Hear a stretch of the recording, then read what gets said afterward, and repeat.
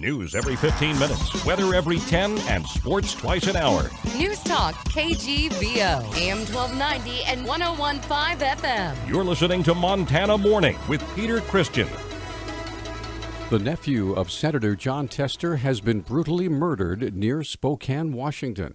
Good morning, everyone. It's Montana Morning. It's Thursday, September 8th, 2016. Skies cloudy. We do have some rain in the area, 54 degrees in Missoula.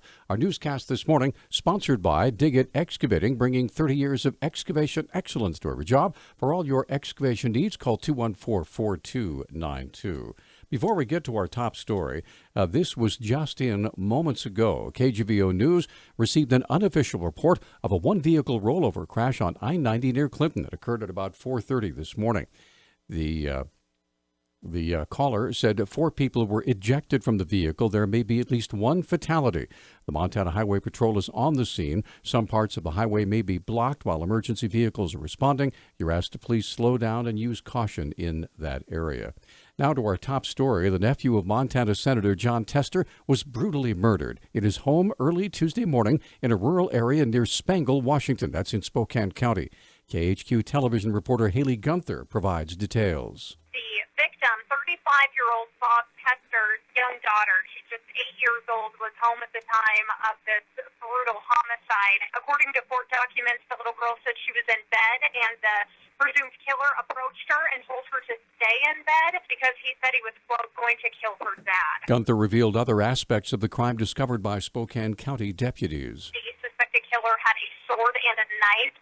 Court documents indicate that detectives believe that the victim was beaten and likely stabbed as well. He was found in a pool of blood, so this was an especially heinous violent crime. Tester reportedly grew marijuana for nearby dispensaries, and bags of the drug were found near the body. The investigation into Tester's death continues as a case of first-degree murder. Senator Tester's office said the family desires privacy at this time. The chairman of the Montana Republican Party is asking the state Supreme Court to remove a Libertarian candidate for Secretary of State from November's election ballot. Jeff Essman filed his petition yesterday. He argues that Roger Roots is not eligible as a candidate because Roots didn't file the required campaign finance disclosures and reports in time. Essman also seeks a court order preventing county election officials from printing ballots that have Roots' name on them. Roots is running for Secretary of State against Republican Corey Stapleton and Democrat Monica Lindeen. The Supreme Court gave current Secretary of State Linda McCullough and Commissioner of Political Practices Jonathan Modell until noon Monday to file a response to Essman's petition. Modell and McCullough both said yesterday that Roots filed the appropriate documents with their offices. In a 10-2 vote of the Committee on Public Safety and Health yesterday, the Missoula City Council has voted to move forward with a controversial ordinance requiring background checks for gun sales in the city limits. Ward 4's Harlan Wells reminded City Attorney Jim Nugent that Montana's Attorney General has already weighed in on that proposed ordinance. Last year, Tim Fox chimed in that this proposed ordinance may very well be illegal. So I was hoping you, as our city attorney, could chime in on this. Nugent replied that fear of litigation should not be the main factor to decide the issues taken up by the city council. Anything the city council does potentially could be litigated by someone. I don't think that should be what the city council relies on in order to make its decision. The city council should not be intimidated by a threat of litigation. Councilor Marilyn Marler of Ward 6 proposed another public meeting to further discuss the proposed ordinance. The committee set the meeting for September 26th. Police are investigating an armed robbery at a credit union in Billings. The Billings Gazette reports a man wearing a bandana over his face entered the Valley Federal Credit Union in the Heights area with a handgun Wednesday afternoon, demanded money, and left with an undisclosed amount of cash. He fled on foot, but witnesses say he got into a newer tan Ford Taurus driven by a blonde female. No other information was released. Authorities at Montana State University in Bozeman confirmed Tuesday they're investigating a sexual assault that allegedly occurred on campus over the Labor Day weekend.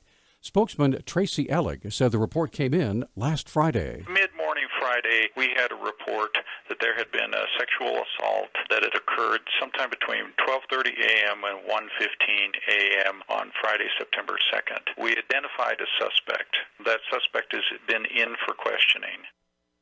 Ellig said the university communicated the incident through the campus community and on social media. We made a decision late in the afternoon Friday that we would communicate to all of our students our faculty and staff, as well as post on our university Facebook about this. So between students, faculty, and staff, that's a communication to more than 20,000 people. Alex said students and their parents discussed the issue of sexual assault during their initial campus visit and also during orientation.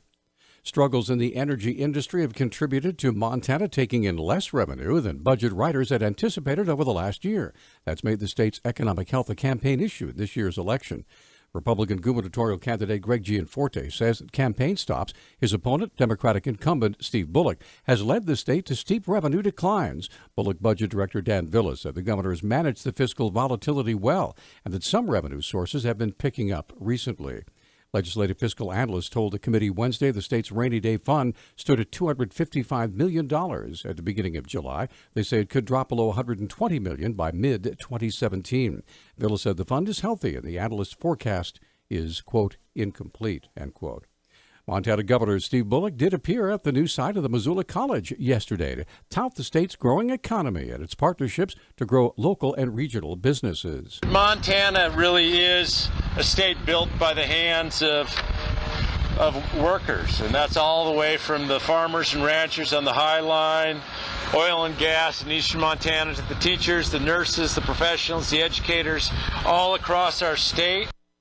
Bullock pointed out the new Missoula College building, now under construction, is a source of new workers for the state's economy. An opportunity to be investing in workforce and innovation and opportunities to both help those employees that are in our colleges that might one day be in the workforce, and also those already out in the workforce with ways to upskill their areas. Missoula College Dean Shannon O'Brien said the over $30 million Missoula College building will have a capacity of nearly 3,000 students, as opposed to the over 2,000 students packed into the present facility on South Avenue, built to house 800. The new Missoula College should be ready in just over a year. Our News Talk time is 6:12. News Talk, KGVO. Missoula's official weather station. Mostly cloudy skies today with a chance of showers early in the day. By the afternoon, temperatures will sit in the mid-60s with windy conditions. Wind gusts as high as 30 miles per hour are expected. Tonight, cold with their lows in the mid to low 30s. I'm meteorologist Brooke Foster, KECI 13.